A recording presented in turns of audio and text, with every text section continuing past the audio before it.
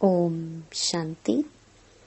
2 जनवरी 2024 बाबा के महावाक्य। मीठे बच्चे, देही अभिमानी बनो तो विकल्प समाप्त हो जाएंगे। किसी भी बात से डर नहीं लगेगा, तुम फिक्र से फारिग हो जाएंगे। प्रश्न: नए झाड़ की वृद्धि किस तरह से होती है और क्यों? उत्तर: नए झाड़ की वृद्धि बहुत धीरे धीरे और जूं मिसल होती है। जैसे ड्रामा जूं मिसल चल रहा है, ऐसे ड्रामा अनुसार यह झाड़ भी धीरे धीरे वृद्धि को पाता है, क्योंकि इसमें माया का मुकाबला भी बहुत करना पड़ता है। बच्चों को देही अभिमानी बनने में मेहनत लगती है। देही अभिमानी बने तो बहुत खुशी रहे, सर्विस में भी वृद्धि हो, बाप और वर्षे की याद रहे तो बेड़ा पार हो जाए। ओम शांति। रूहानी बाप बैठ रूहानी बच्चों को समझाते हैं। रूहानी बाप भी अकाल मूरत है।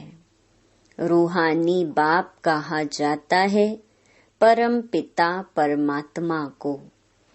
तुम बच्चे भी अकाल मूरत हो।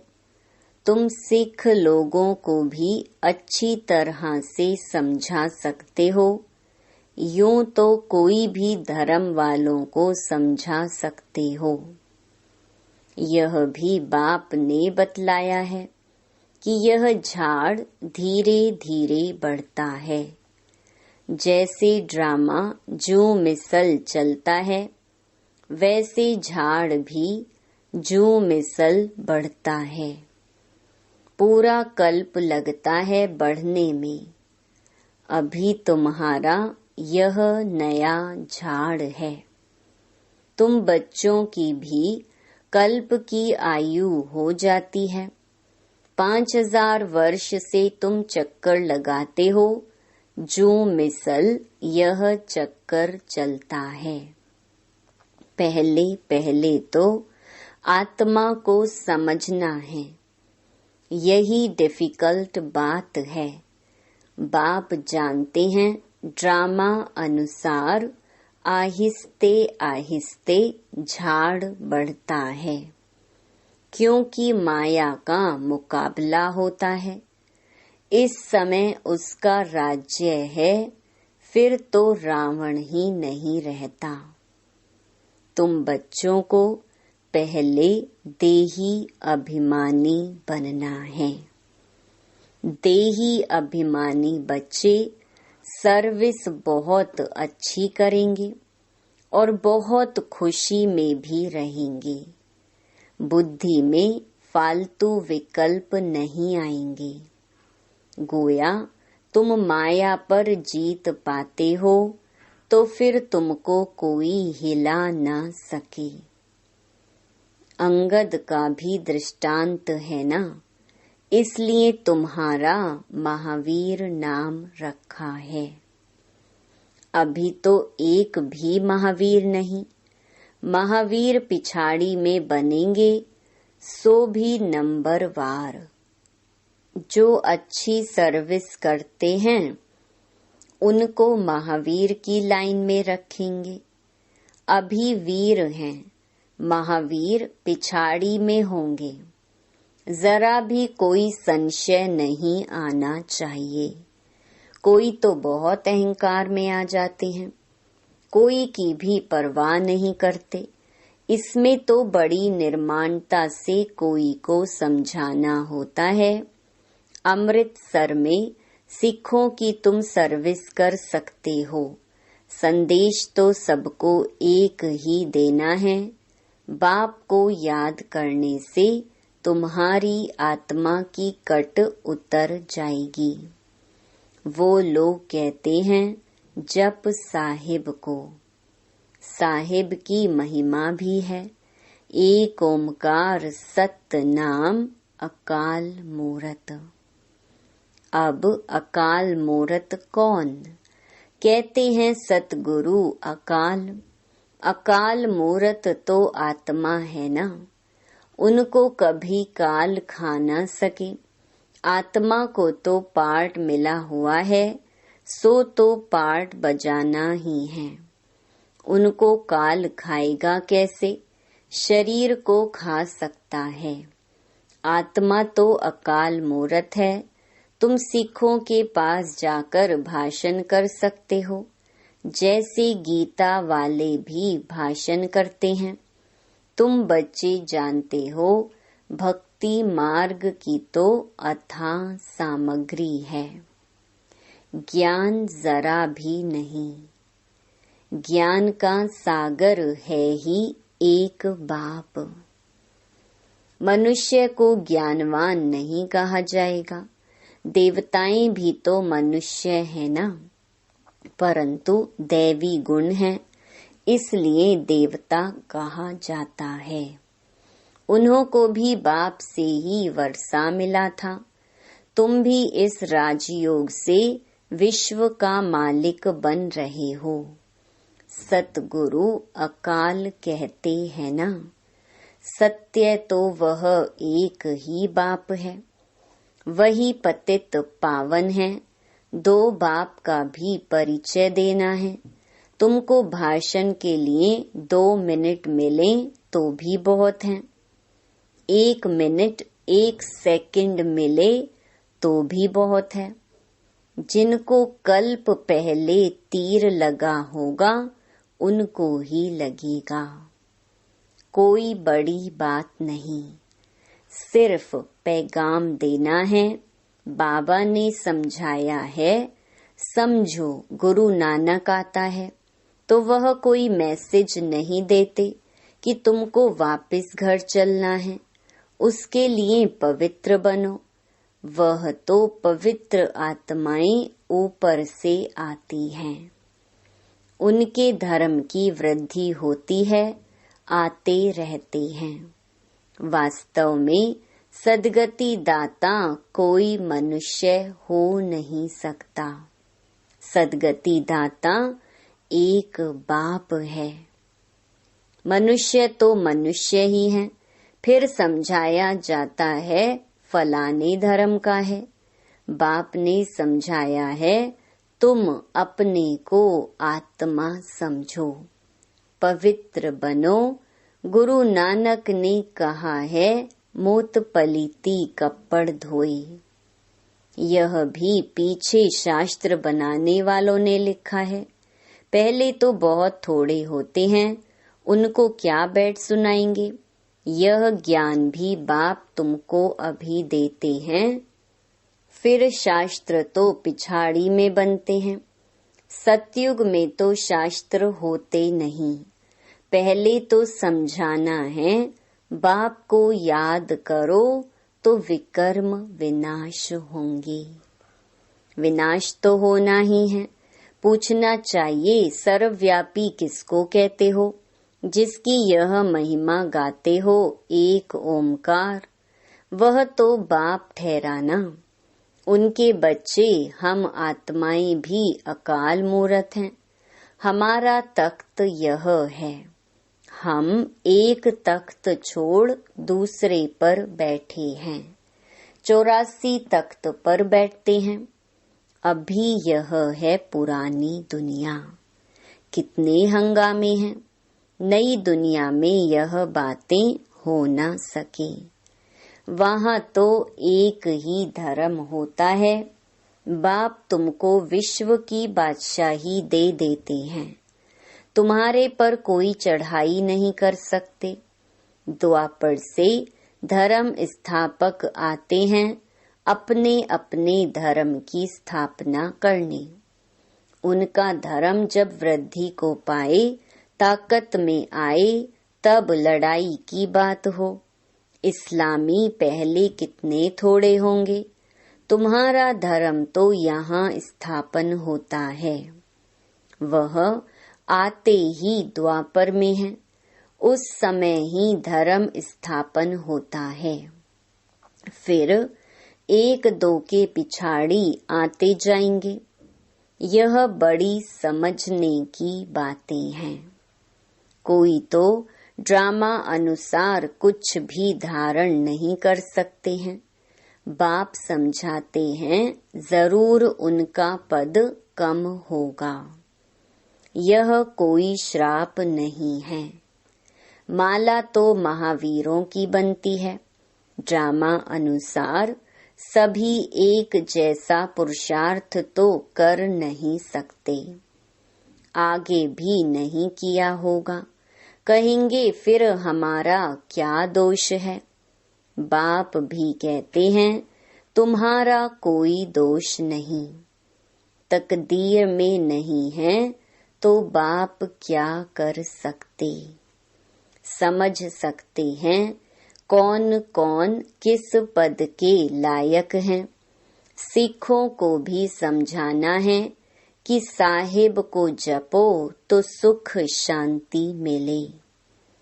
उनको सुख तब मिलता है जब उनके धर्म की स्थापना होती है। अब तो सब नीचे आ चुके हैं। तुम मानते हो सतगुरु अकाल।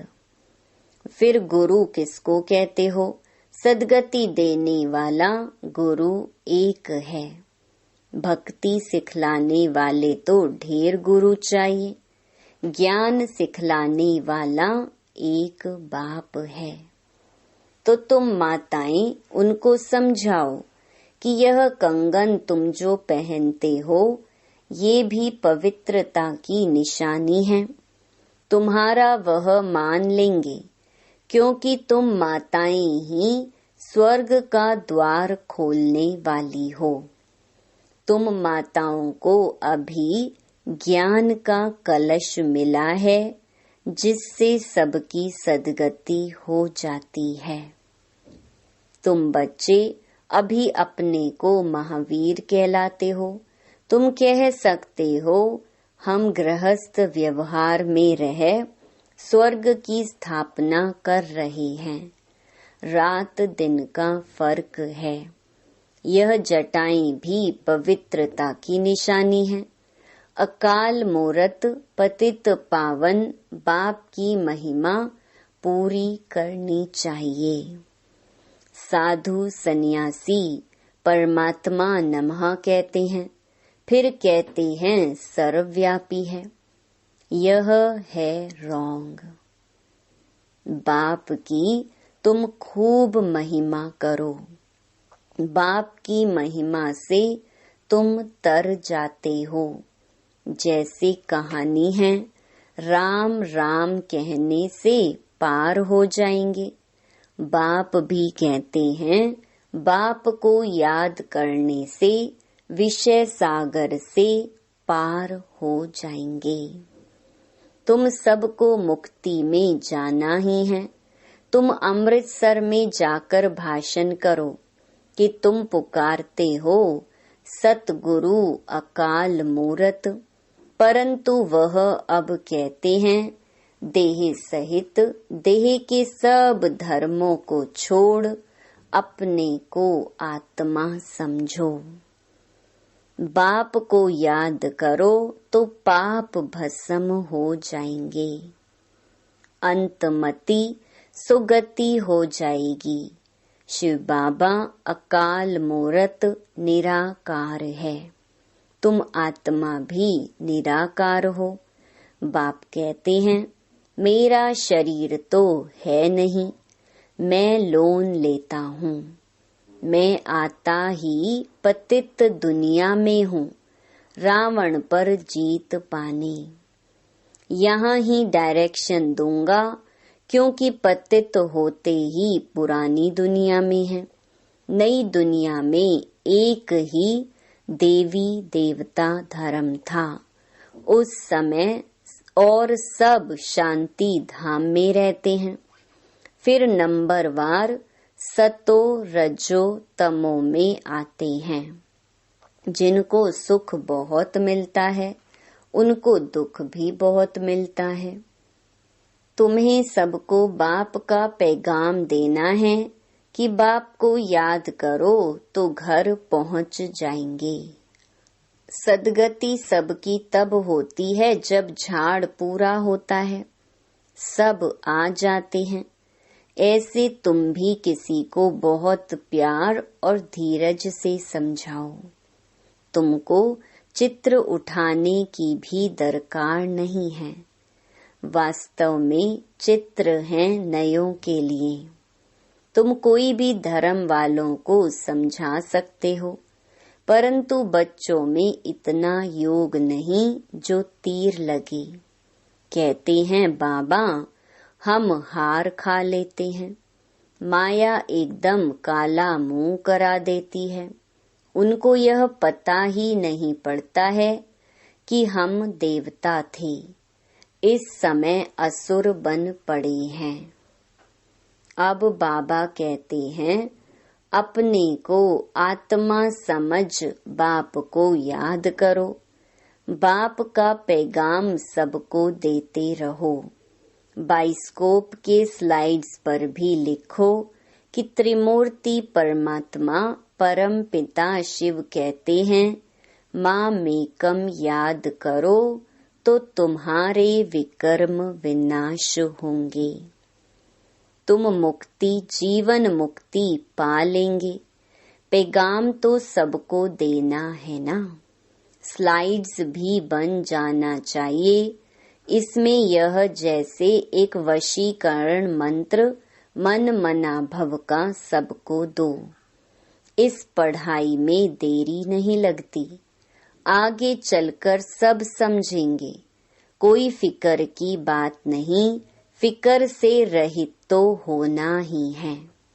मनुष्य देखो मौत से कितना डरते हैं। यहाँ डरने की तो बात ही नहीं। तुम तो कहेंगे अभी मौत ना आए। अभी हमने इम्तिहान ही पूरा कहाँ किया है। अभी यात्रा पूरी नहीं की है तो शरीर क्यों छूटना चाहिए। ऐसे मीठी मीठी बातें बाप से करनी है। बहुत अच्छी टेव आदत पड़ जाएगी। यहाँ चित्र के आगे आकर बैठ जाओ। तुम जानते हो हमको बाबा से विश्व की राजाई मिलती है, तो ऐसे बाप को बहुत याद करना चाहिए ना। याद नहीं करेंगे तो सजाएं भोगनी पड़ेंगी। बाबा को तो याद पड़ गया है कि हम यह बनने वाले हैं, तो बहुत खुशी होती है कि हम यह बनेंगे। देखने से ही नशा चढ़ जाता है। तुमको भी यह बनना है। बाबा हम आपको याद कर ऐसे बनेंगे जरूर। और कोई काम नहीं है तो यहाँ चित्रों के सामने आकर बैठ जाओ। बाप द्वारा हमको यह वर्षा मिलता है, यह पक्का कर दो। यह युक्ति कम नहीं है, परंतु तकदीर में नहीं है तो याद नहीं करते। बाबा कहते हैं यहाँ आते हो तो बहुत प्रैक्टिस करो, तो जो कुछ ग्रहचारी होगी वह उतर जाएगी। सीढ़ी के चित्र पर यह विचार करो, परंतु तकदीर में नहीं है तो श्रीमत पर चल नहीं सकते। बाबा रास्ता बताते हैं, माया काट देती है। बाबा युक्तियां बहुत बतलाते हैं। बाप और वर्षे को याद करते रहो।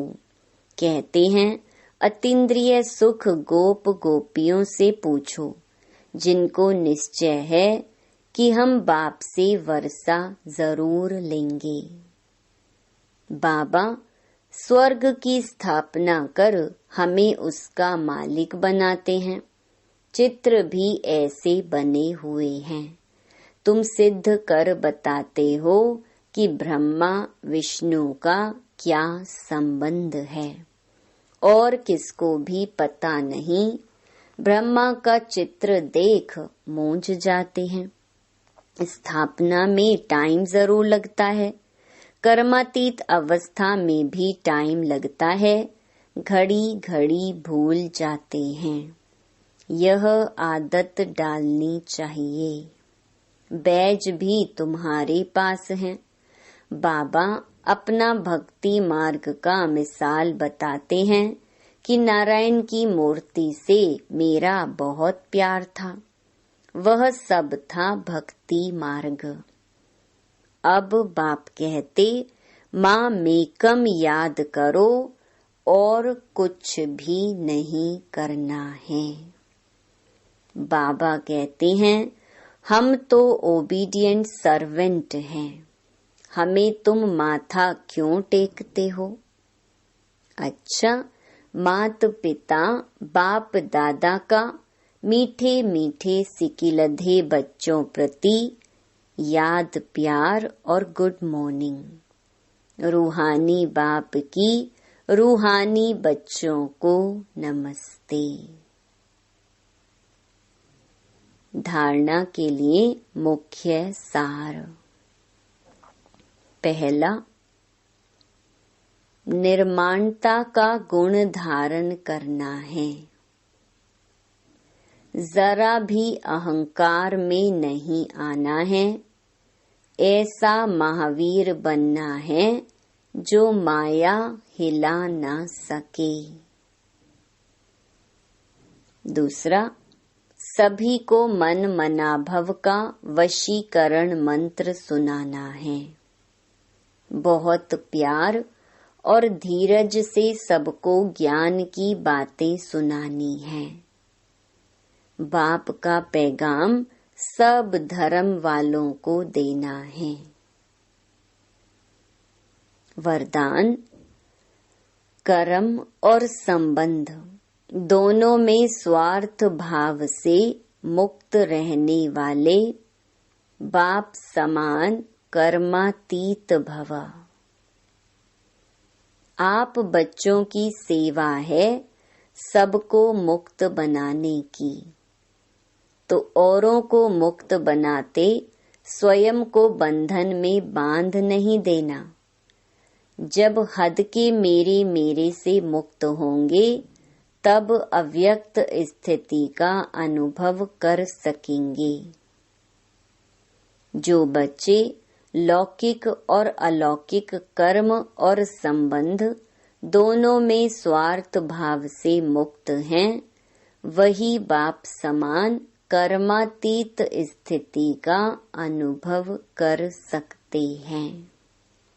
तो चेक करो कहाँ तक कर्मों के बंधन से न्यारे बने हैं। व्यर्थ स्वभाव संस्कार के वश होने से मुक्त बने हैं। कभी कोई पिछला संस्कार स्वभाव वशीभूत तो नहीं बनाता है। स्लोगन, समान और संपूर्ण बनना है तो स्नेह के सागर में समा जाओ। अव्यक्ति साइलेंस द्वारा डबल लाइट फरिश्ता स्थिति का अनुभव करो। अभी तीव्र पुरुषार्थ का यही लक्ष्य रखो कि मैं डबल लाइट फरिश्ता हूँ। चलते फिरते फरिश्ता स्वरूप की अनुभूति को बढ़ाओ। डीप साइलेंस द्वारा अशरीरीपन का अभ्यास करो। सेकंड में कोई भी संकल्पों को समाप्त करने में संस्कार स्वभाव में डबल लाइट रहो। ओम शांति।